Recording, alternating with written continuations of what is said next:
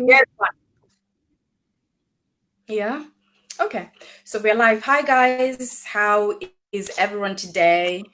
Um, just checking in. How are we physically? How are we mentally? Um, how are we feeling today? How is everything? Yeah, just checking in. Um, Today we are going to be talking about teenage pregnancy, and I've got with me a lovely young lady called Eva. But before I actually bring her on, I would like us to share this video so that we can have as much awareness as possible with regards to what goes on with regards to teenage pregnancies, with regards to teenagers, because we're not just going to be talking about pregnancies and how to prevent them. We're going to be talking a lot more about other things as well. And I'm looking at my phone now because I want to share this video. I'm not being rude or anything. And as you log in, let us know where you're logging in from. Let us know where you're tuning in from. My guest today is actually from South Africa, which is very exciting.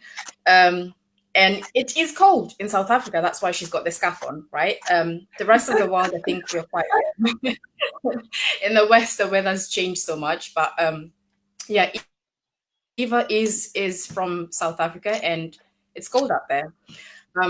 Before we start today, please share this video. Let people know about what we're doing. I'm just going to be sharing it as well as I allow all of you to come in. Just say hello so that we know you're there. Share the video as well, and let us know where you're watching from so that we would be able to give you a shout out and know where this video is actually going to, which country you're in. Tell us a bit about yourself as you log in as well. We'd love to be able to hear from you. My name is Harriet Khataba, but I also go with the name Rhoda, and I am the founder of HerStoryMatters organization.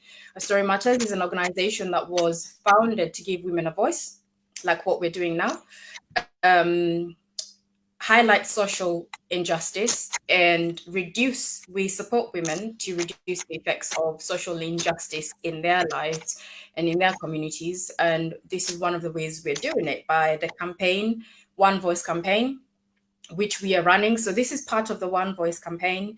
We're interviewing women from all over the world, sharing their stories.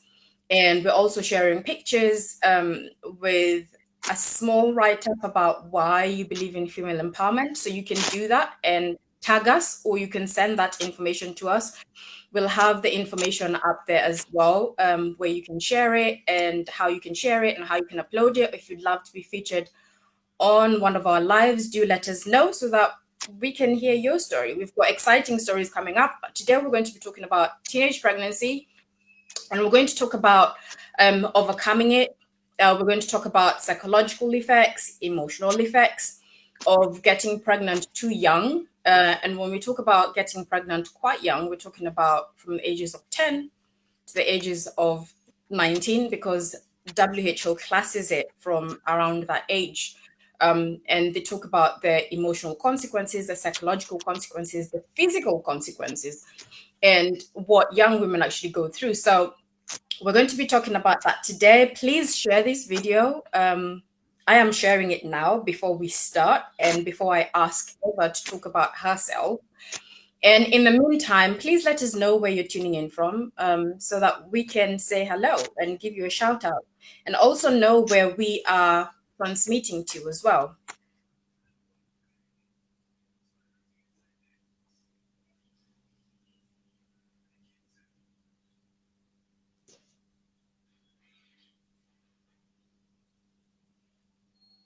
Right, I think I'm going to give it another minute before we start chatting, Eva. How are you feeling today, Eva? Tell us about how you were, what's going on in SA, what's the atmosphere like before we start. I'm feeling very excited. Thank you for inviting me to this wonderful platform. Essay is getting better and better because now we went from a complete lockdown to a level Oh, wow. 3 lockdown. So life is blossoming a little bit, like we are now getting out of our houses, getting back to work, and there's a little bit more life than before. although we are not there yet, and although COVID-19 is still here, and winter is here now, but we are alive. Yeah, I think that's what really counts. So I think we're gonna start now. It's 5 minutes past, and I want to make sure we keep it in time, keep it nice, compact, concise, and exciting. Before we start, I just want to go through some figures that I found from WHO website, and it's really amazing. The figures are staggering, and the key facts really are approximately 12 million girls aged 15 to 19 years, and at least 777,000 girls under 15 years give birth each year in developing regions.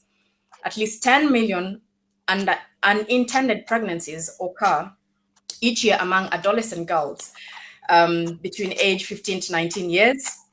And complications during pregnancy and childbirth are the leading cause of death, right? The leading cause of death for 15 to 19-year-old girls globally. So this is not just an African issue. It's not just a developing world issue. It is a global issue. And we're so happy to welcome Eva here to tell us about, her story, because she went through teenage pregnancies. She went through teenage pregnancy, and she's going to share with us how she felt, what it was like. And we're going to have kind of like just different thoughts going through, because obviously it's a very sensitive matter. Not all girls who get pregnant at that age do it willingly. Some of them are actually coerced, some of them are raped, some of them it's because they've been married off early. And we can't take that fact away.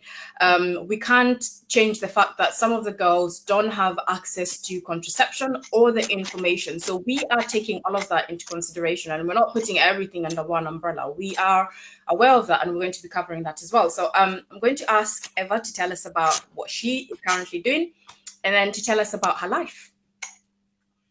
Well, thank you very much, Harriet. Currently, I am a social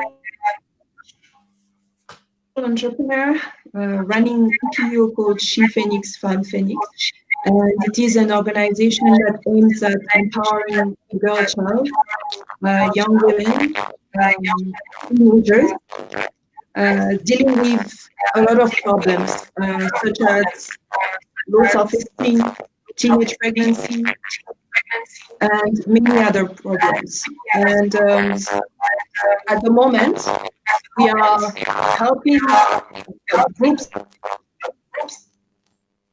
of girls who are pregnant, and some others who are already mothers, and some others who are not pregnant, because we are trying to follow a comprehensive approach where we can help prevent teenage pregnancy, we can help teenage mothers, and we can help young women, like you said, who are pregnant but who don't know how to cope with it emotionally. And our program called the 30-Day Mindset Challenge for teenage mothers. And it is helping them deal with what they went through, what they are going through, and how to move forward with their lives. So we are really trying to impact lives, not just to give handouts, although they also need a lot of things because we've got immediate needs. You see? So we are also raising funds to with their immediate needs, and organizing different types of training with the help of experts from different countries. So it's not just a local organization.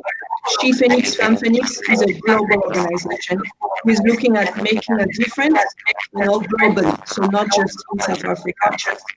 I am also an entrepreneur running my own company called PTY Limited.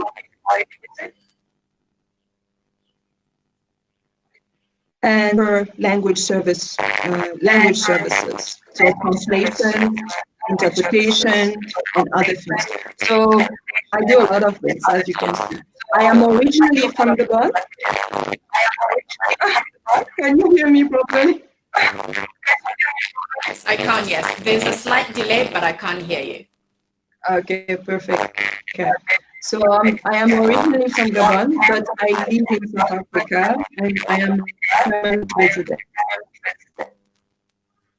from South. I am a mom of 3 now. I am married and I just love my life now. I never thought that, I would actually love my life because at one stage I hated it, to be honest with you.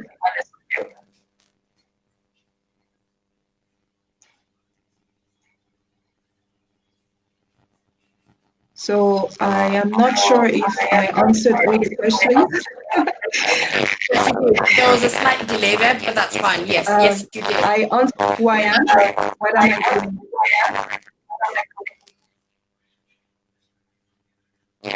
Yeah. So, Eva, can you please tell us about, tell us about your childhood and the community that you grew up in? You mentioned that you were born in Gabon. Can you tell us about the community in Gabon and what it was like growing up there, about your family and early life? Okay. Well, my was lovely. I was very happy. I grew up, so I was born in Libreville. It's the capital city of Gabon. And my parents were traveling a lot because my dad was a diplomat. So at a very early age, I got to travel around the world. And I spent most of my time in France. So I was very, very early in touch with different cultures. Yep.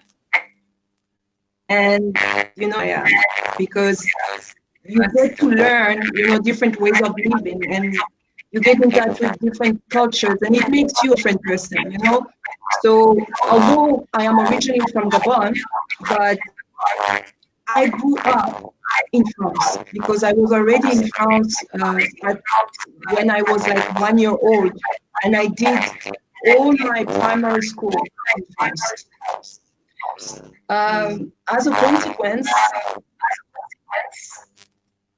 I didn't really speak. That's a pity because my mom didn't speak our mother tongue at home, and my dad also didn't speak his mother tongue at home. So we ended up speaking French at home, and I miss that. I miss that because I think I lost some of my roots, and I didn't really get to pick with, the cultural aspect, of our country.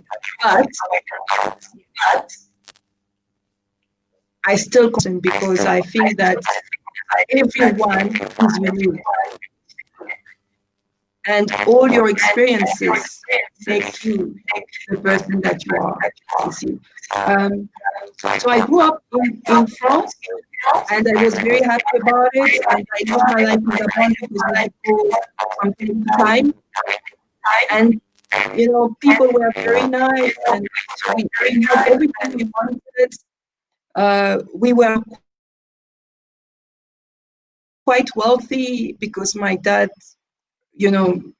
earned a good living, really.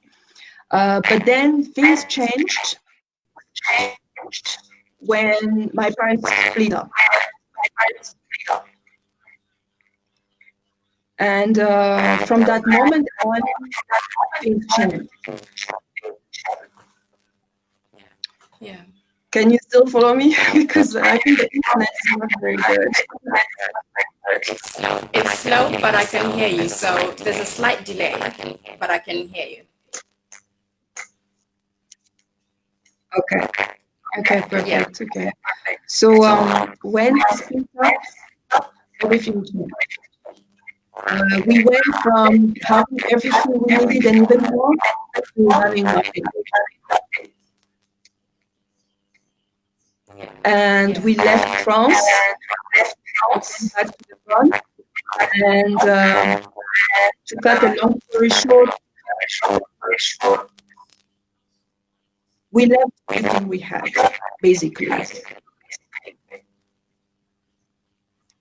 So going through that separation was emotionally difficult for me, as a child, because I was about 10 when it happened.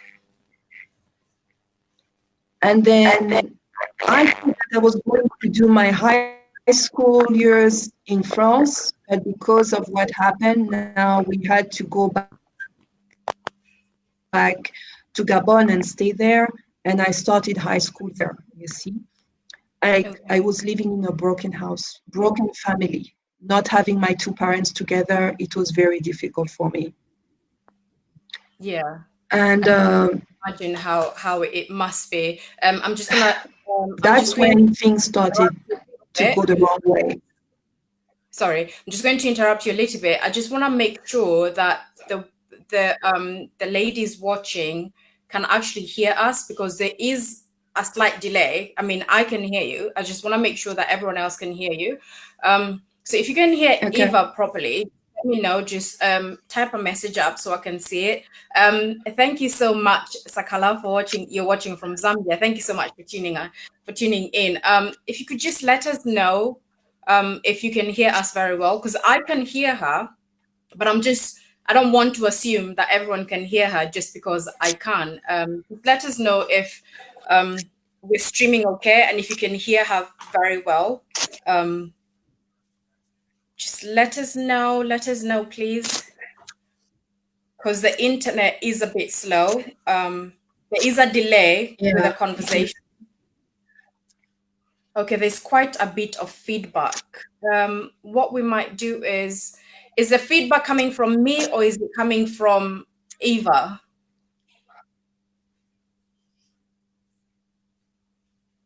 Just want to know. Eva, do you want to speak so we can tell where the feedback's coming from? Okay.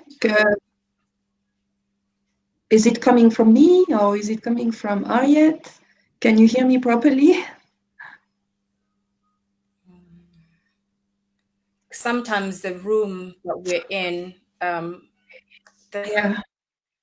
sound bounces off and we're not quite sure. Okay. Oh, it's coming from you, Eva. Okay. So maybe what you could Um, do is if you can come off and come on again. So I'm just going to get Eva off and then okay. allow her to come back on again to see if it's going to change. Um, yep. It sounds okay now. Yeah, it sounds okay now. Cool. Okay, Okay, great. fantastic. Okay. So you were telling us Now, about um, growing up and your family. You're telling us about your mom and your dad splitting up, and you ended up staying with your mom. And obviously, this must have been, very traumatizing for you as a young woman who is used to having her father around. Um, what were you going? What was going through your mind? How were you feeling at the time? Did you have questions? Did your mother sit down and have a conversation about this, or okay, that's a good question. I think she assumed that we would understand and that we would just go with the flow, you see. But the thing is, I don't know about my brother, but for me, I took it in and I didn't ask questions. I just thought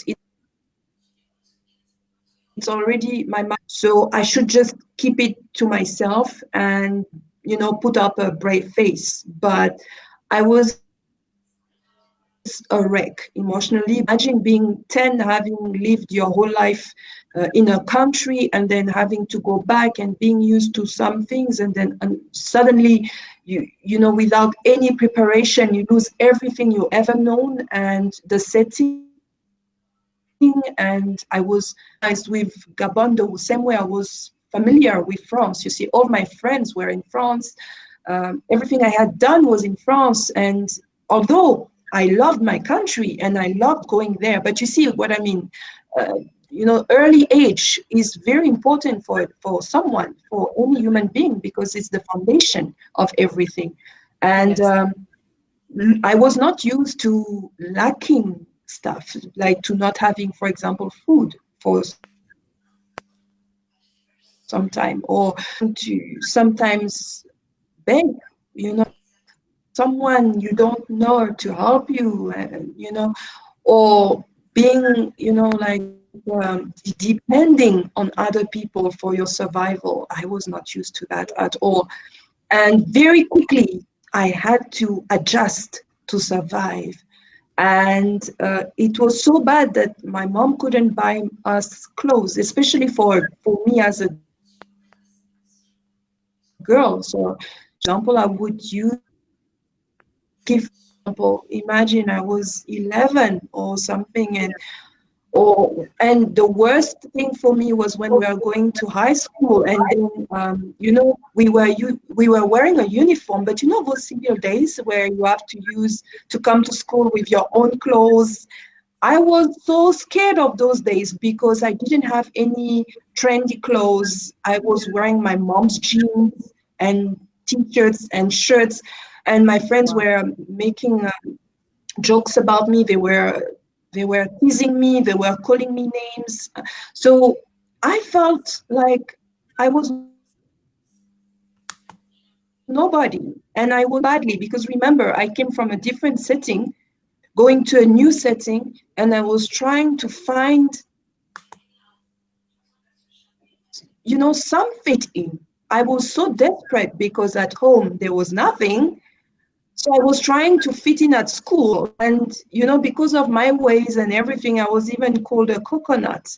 You Wow. see, because yeah, because they just thought, they sometimes they even call me, and they call me like, yeah, I would not even say it here, but it's just that it was an emotional roller coaster, I and think I I I didn't know hear. how to cope. And I was looking for love. You mentioned something. Mm. Yes, I'm listening. Yeah, I think one of the things that is really important is for parents to kind of like know that even when you have children and there's issues going on or there's a separation, that there has to be a conversation with the kids. One of the things that I also went through is when my parents separated, there was no conversation. So one day my dad wasn't there. And as a child, you Yes, don't understand this. You just know that your dad isn't there. There's no explanation. And when you go to school, when people are talking about their fathers, you kind of like feel, because you don't know why you don't have one. And because we didn't mm, have that culture of conversation, you can't have that conversation. So the emotional turmoil of the child at that time is unfathomable because you do not know how to voice what you're feeling. All you know is that there's a gap, things have changed, yes, and the life that you had before, you don't have it anymore. The privilege that you had before, and the safety and the security, because children identify security and safety.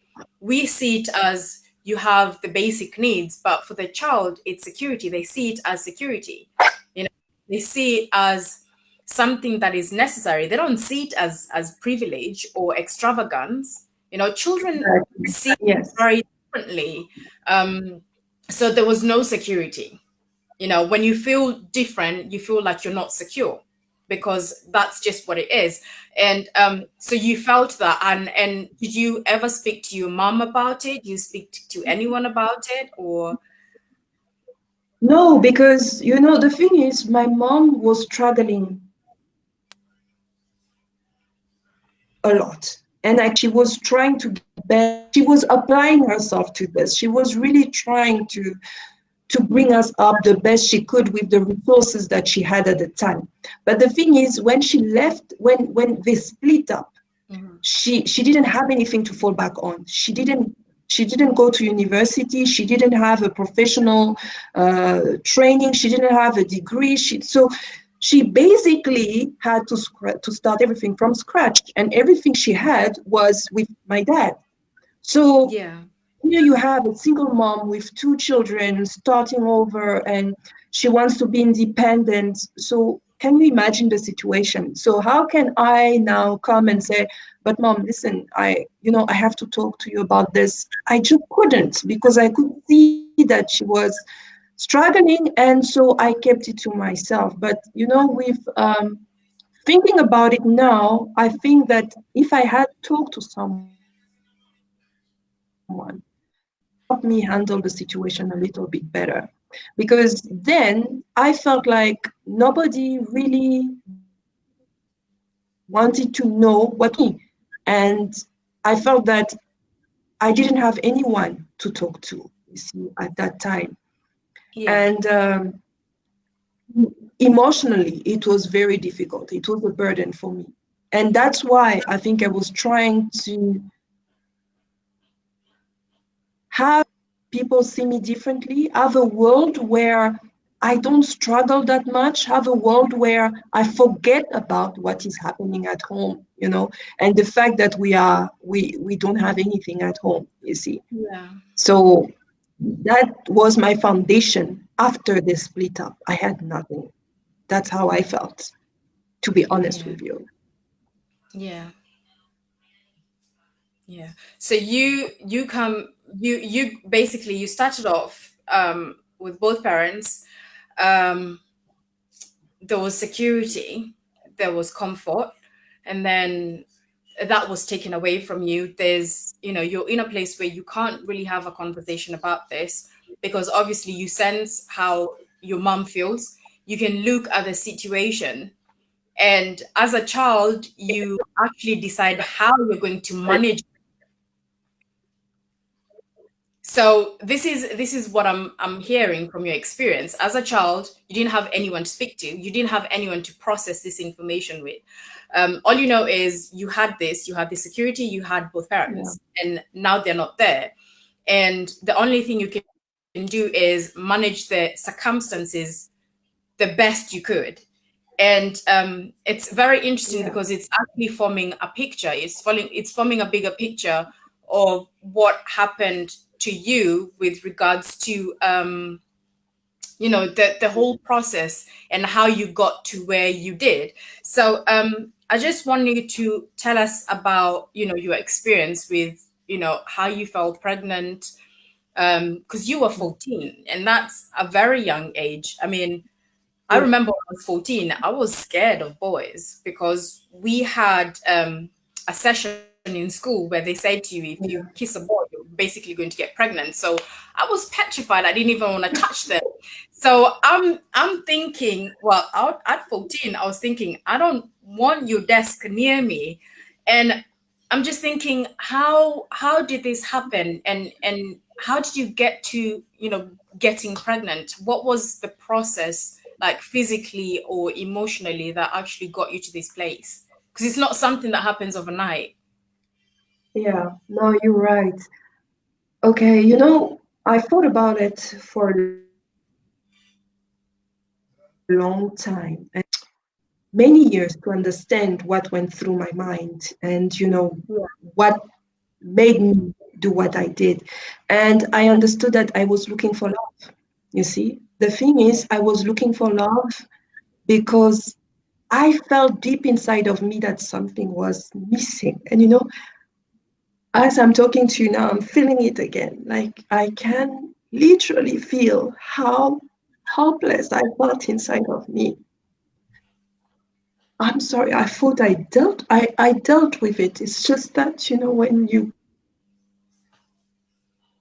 go back, you can't, even if you deal with it, but then they are still a part of you. And Yeah. I was looking for love, and I got judged for that. The thing is, I felt like I had to be strong at home because I was the older sister. And I had to put up a face when my brother was allowed to to be weak. And I had to be strong. I had to be strong. And sometimes I felt like I'm not strong. I had to understand why there's no food, for example, or I had to understand why we don't have the things that we used to have, or why they were not together anymore. I didn't have to ask question about why we can't see dad. And when I wanted to see him, my mom will get angry. Now I understand, but at that time I didn't understand. And sometimes I just felt empty inside of me, and I didn't know how to cope with that emptiness. Yeah. I felt, although no, I didn't. At first, I didn't like self-confidence. At first, I thought I'm a beautiful girl coming from France, and, I'm sure I will fit in very easily. And then when I realized that what was actually working in high school was to have that boy-girl relationship. All my friends, my girlfriends, were in a relationship. And everything we were talking about was, oh, do you know what I did yesterday with my boyfriend? Sorry. Or, well, do you then you don't fit in? What are you doing? Like, really? And at the time, I just thought, okay, if I want to fit in, I have to have a boyfriend. I think that's exactly what is going on. And if I don't have a boyfriend, then I'm nobody. I wanted to be somebody. So you see, there were many issues. The one thing is, I wanted to fit in and be somebody, because at home with our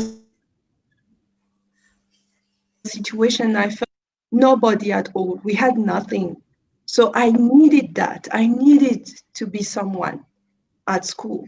And I needed to find someone who would like me the way I was, And that's when I found I met him, and he was the popular guy at school.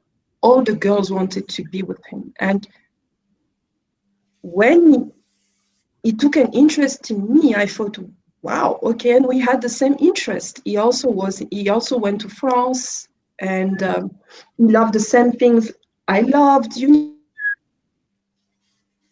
Suddenly I found someone who had so much in common with me, and who didn't see me as a coconut or anything. On the contrary, sorry, he loved me for who I was. I mean, I am Gabonese, but I'm a mix. I have been brought up Mm.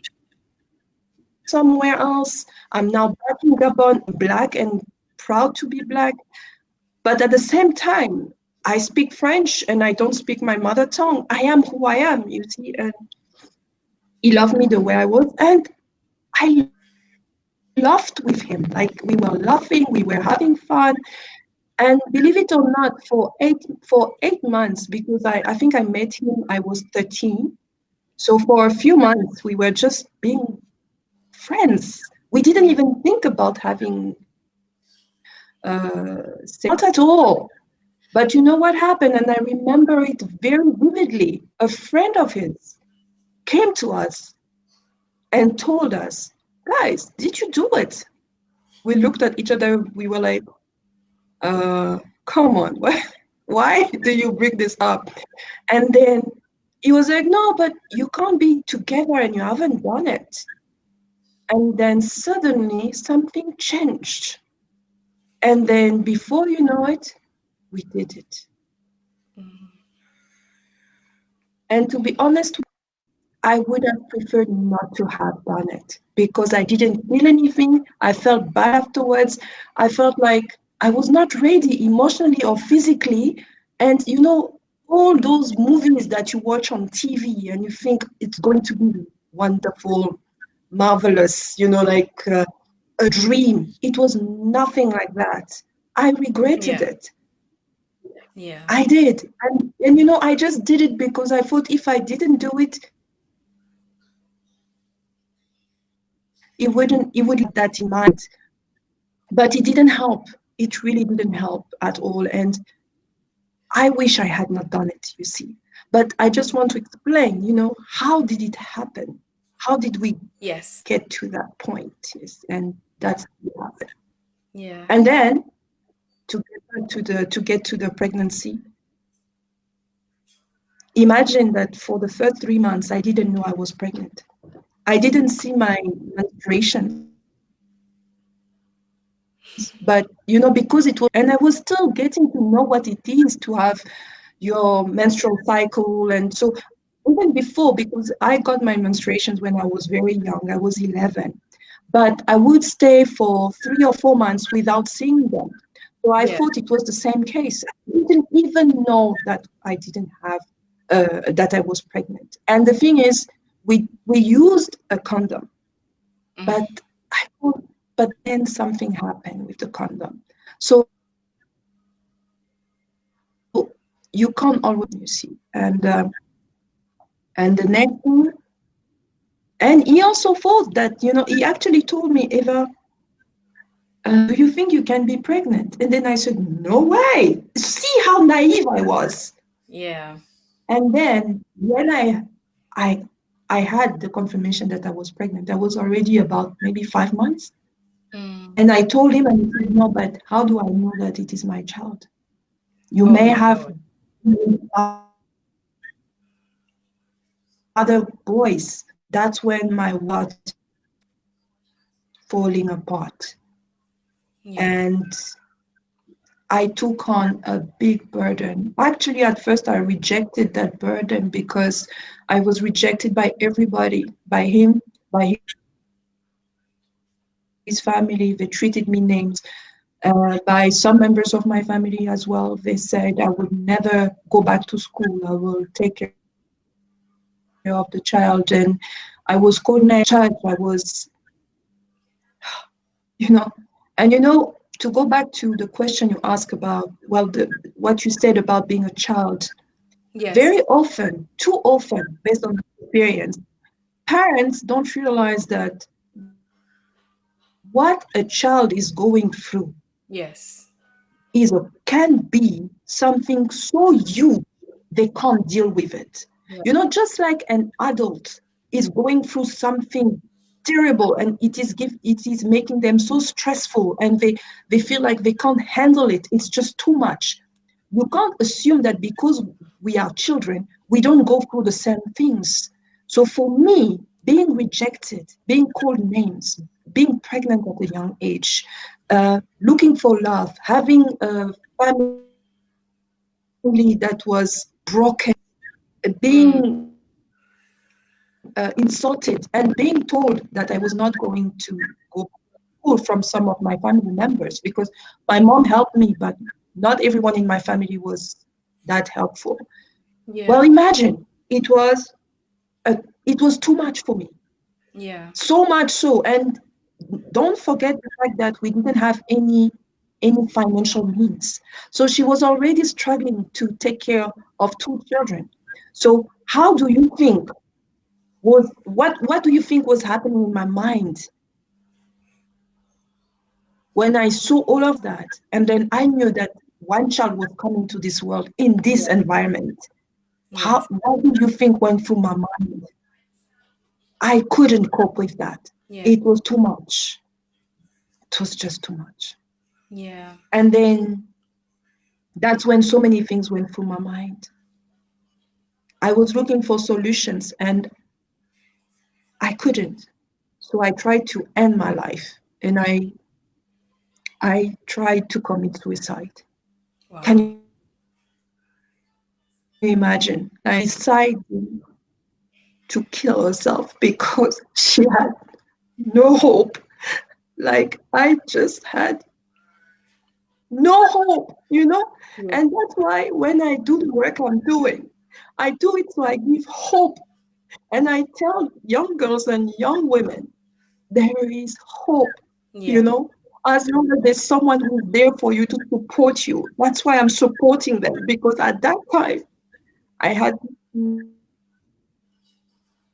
no one. My mom was there. My mom was kid. When you Take your have time. no hope, you just you just can't move forward. You think that there's no solution. And that's when sorry, No, that's it's when I okay. Take your time. that I have to end it, because nobody could understand. And that's also why I'm saying, and that's why I say, stop judging because we don't know. It doesn't matter what happened or the situation, but when you judge, you condemn, you call name, you are dealing with a young person who still needs support, Yeah. irrespective of what happened. You see, that's why, Harriet, that's why I started what I'm doing now. The work I'm doing is because based on what I went through, I promised myself when I realized that that was my purpose, I promised myself that I would be there for them. If they have no one, they would have me. And I will do whatever is possible to help them and empower them and tell them that teenage pregnancy is not a dead end, that they will find that solution. I will use my resources to help them get back on the right track. And you see, out of no way, a way was made. Yeah. Because although I tried to end my life, I woke up in hospital. I woke up and when I woke up, I thought, wow. So it was not my time to go.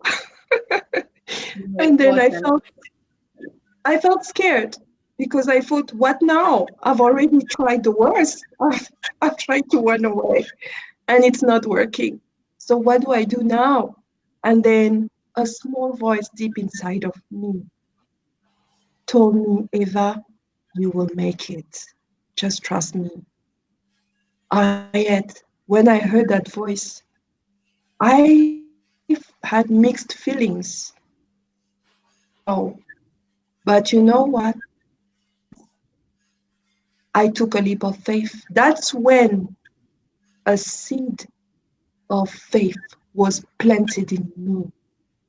I didn't know what I was going, how I was going to make it. But that's when my faith started. And that's when I decided at 14 years old that I was going to take 100% responsibility for my life, that I was not anymore going to complain, that I was not anymore going to run away, that I was going to do everything possible for that child, and that I was going to make it. I had lost self confidence. I had lost love for myself. I had lost so much. I felt like I was less than nobody. I felt like I was Yeah. less than an animal because you give love to animals. But I felt like I was not even there. That's how I felt. But despite Yeah. that, a Yeah. light came in my life and I followed that light. And that's when I started chasing a dream.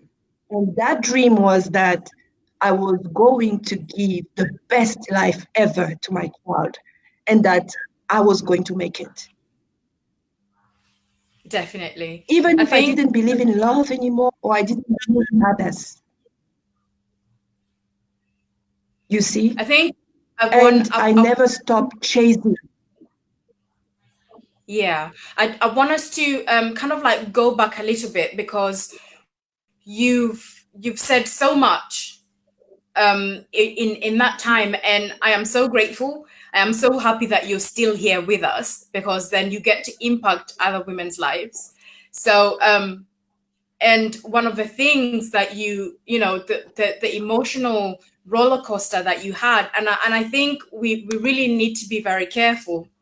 One of the things that people do is when young girls get pregnant, people tend to look down on them and talk about them. And people sometimes blame the parents, but from your case, we're getting more insight to know that you can't really blame the parents because the mom was going through so much. And with our parents' generations, they went through a lot. There's this notion that women need to be strong, and especially black women, you're told that you're a black woman, you need to be strong, you can be strong, and there's always this assumption that we're strong and we can do anything. And it's not true. We all need so much support. We need the community around us. So number one of the things that we need to realize as women, and one of the reasons why we're doing this, is to form that partnership, collaboration, and solidarity, and know that women go through so much. They might not talk about it, but women go through so much. So your mom was already going through so much. You are going through so much. You had to be strong. At your age, it's not your responsibility to be strong, right? But you had to take on that responsibility to be strong, right? And in your strength, you didn't look after yourself because you're vulnerable. When we're strong, we're also vulnerable, right? And your vulnerability was that you were looking for love, which you quite rightly said. And that's a basic human need. Every single person, whatever we do, whatever we say, every single person just wants to be loved and accepted. And that's what you were looking for, because you didn't have that within yourself based on the process that you had to go through.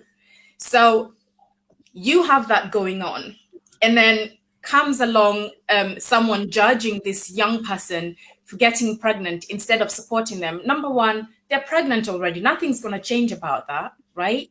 The second thing is support these women, support these young girls. And support just doesn't come with money. Support comes with the mindset, because helping that young girl change the mindset and find hope, because that's what you were looking for. You were looking for hope. And it's that hope that we need to give the next woman, regardless of what's going on. It's the hope that we want to inspire to each and every single woman, because with hope, you can accomplish anything. And just listening to you, you had to get that hope from deep within. And I'm sure that has to do with the Almighty. It has to do with our Creator, because that strength does not come from self. It comes from a higher power. Tapping into that higher power within you gives you that strength. And I am so happy that you shared that bit about yourself, because many people don't understand that. We love to judge. Communities love to judge. Communities love getting the negative aspect of people and judge. But we're not here to judge, because as we said when we started off, we're talking about teenage pregnancies. We're talking about women. We're talking about young women who are looking for love. You were looking for love. That was the ingredient. And one of the things that I really love about Eva is she's doing this 30-day challenge for the young women. And I'm one of the mentors, if I should say so myself. And what I'm seeing with these young women is the transformation in their minds. And they're getting hope. They're getting women from all over the world just really encouraging them. And that's why I'm saying it's never about money. It's always about the mindset. So every single person can do something. Every single person can change women's lives. And I'm listening to Eva's story, because I don't think we've ever had that aspect where you actually did go deep within and reflect. And I love the fact that you did that in this broadcast, and you were so raw about it. And the fact that you being able to tap into that now without you knowing has brought you even more healing. Because sometimes, because of what we've gone through, we think that we've had a complete healing, but healing is continuous. Healing is continuous. Healing is progressive. We are always healing from some trauma that we don't acknowledge at the time because of what takes precedent. You have to be strong. You have to keep moving. You have to keep moving. You have to, think about the next day. Now you have to think about the child. And, you can't really think about yourself anymore. It's about, I have to get into survival mode. So you went into survival mode. And it's good to acknowledge that people go into survival mode. Yeah. And because you go into survival mode, you don't deal with those issues. So one of the things that we are doing with this broadcast is helping other women sit back and reflect and think about, what have I gone through? And, the vulnerability helps. So I'm going to stop talking, because I can go on and on. And I want you to kind of tell us how, in that moment where you decided, okay, I choose life and I choose to keep this child, and just give us a snapshot of what that looked like for you, the support that you had, because I know your mom helped you so much, the support that you had and the support you still have till today, right? Because that's so important. It doesn't end there, it's continuous. I want you to kind of like just tell us about that a bit more so that we can understand where you are now and how you got here. Yes. Okay. Yes. Well, the one thing that helped me at the beginning, so when I decided that, okay, now I'm choosing life, like you said rightly, is that my mom helped me at home. She would Yeah. take care of the child while I was going to high school. And I think that, and that's something Yeah. also I work for, because I want the families to support their daughters. Because without that support from the families, then you would have lots of them drop out from school because they don't have any support at home. Nobody can take care of the child. Nobody can pay for, some for nursery, for example, or for a babysitter. And that's difficult because that's when they have to stop going to school, you see, and that's a pity. So in my case, my mom did that for me. And I will forever, forever and ever bless her for that. Because if it was not for her at that time, she was the only one who told me, no, Eva, go to school because you need to make a living. You need a future for yourself and for your child. So help me go through school. And then I got my matric. So even if I was struggling emotionally, physically, because now my back was sore from the pregnancy, my feet were swollen during the whole pregnancy. I had insufficiencies, like I needed lots, and we didn't have money. So I was lacking a lot of vitamins. I didn't, well, there are so many things that I didn't have, but at the end of the day, I, I managed to have the child. So while my mom was taking care of the child, I was going to school, and I finished my high school. I got my matric, and then I went to university. When I went to university, I felt like I was a queen on this world, because then I had access to many things. I looked for a part-time job, and I found a part-time job while I was still studying. And that's also when I met my husband. So when I met Romeo, yes, his name is Romeo. So when I met Romeo, well, that's when I discovered that there is love for me, you know. I always say, now that I'm where I am now, I say that you need only quality people in your life. Mm. They will be there for you even when you don't believe in yourself. They will believe in you so much so that they will give you the strength, and they will actually tell you, but girl, what's going on with you? Can't you see that you've got a lot more going on for yourself than what you think?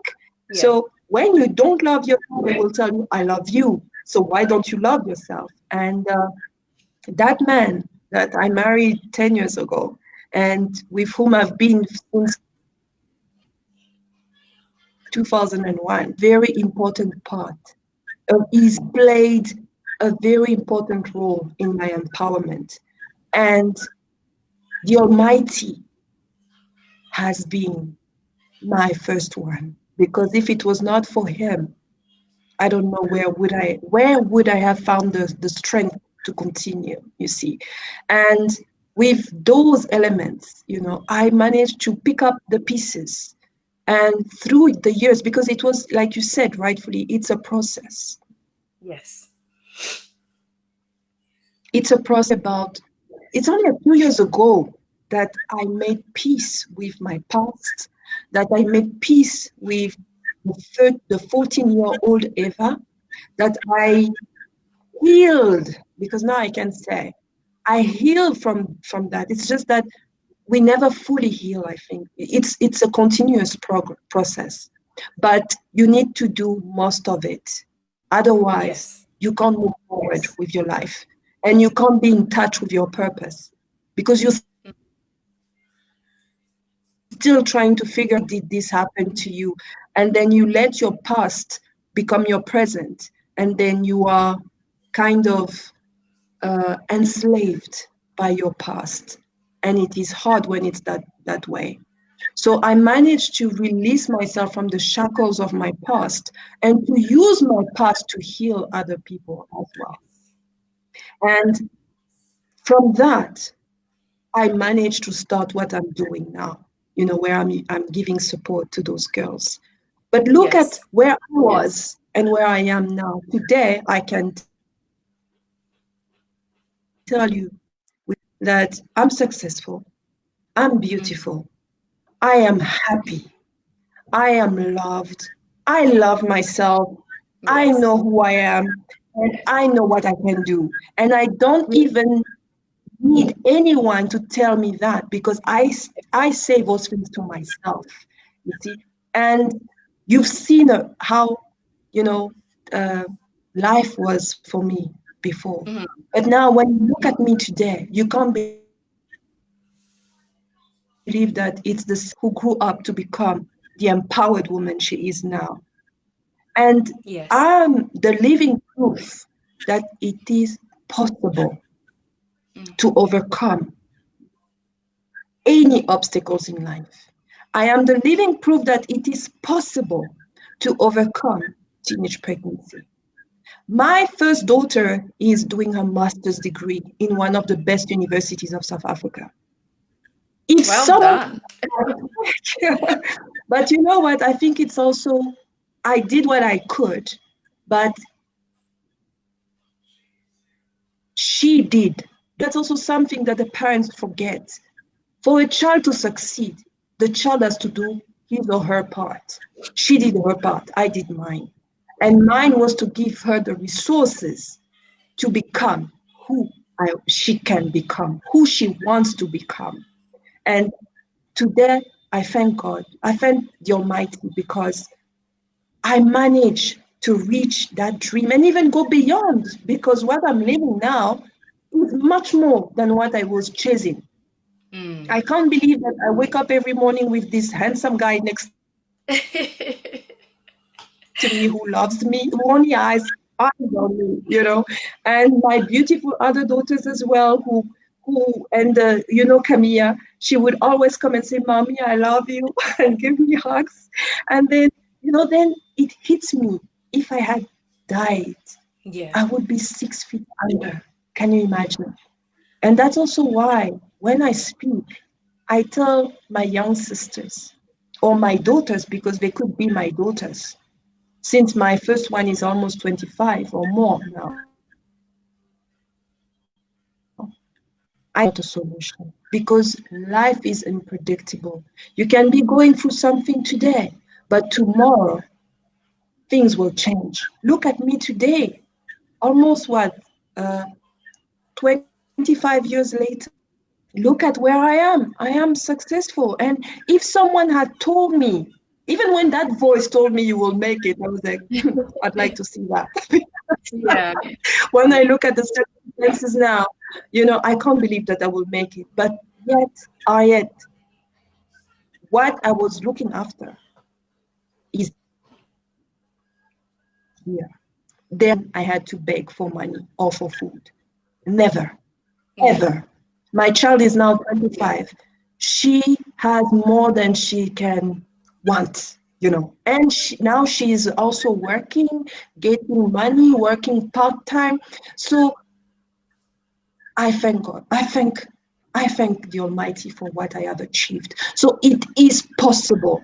And one of the things that I say is we need support from the families. Education is very important. Going to school is very important. And um, helping, giving them knowledge and sharing our testimonies. And that's why I love what you're doing, because I believe that Thank you. when we share our stories, we not only empower ourselves and the whole community, we also give hope. We also uh, show them that it is possible. Someone has Yeah. done it, someone has gone through it. And although it is difficult, you will manage. Exactly. I think one of the things that people have still not been able to connect the dots with is, I always say that if you're going to talk about female empowerment and you're going to talk about women in leadership positions, if you're going to fight for more leaders, then you have to fight for more children to have access for education, because WHO actually released some statistics, and they said that it's going to take about 100 years to see proper equality, with a fight against equality with regards to, ensuring that women are safe, ensuring that women have access to those positions. And the reason why it's going to take 100 years is not because the policies are not changing. It's simply because the women that need to take those positions are not being empowered. The women who need to take those positions are not in school today, because when a young girl gets pregnant and does not continue with her schooling, that's taking away another percentage of someone who would have made a great leader later on in life. So one of the things that we always say, and the emphasis that I always make, is it's fair enough, you can be fighting for, women to be in politics, to do science and all of things, but if the women don't have that opportunity, you're always going to have that gap. And in 100 years, God knows, we're not going to be here in 100 years. But we would like to make as much impact as we can in those 100 years, that we would reduce the time. Because if it's going to take 100 years, as women, we should say, let's make sure that it takes 50 or even takes 25.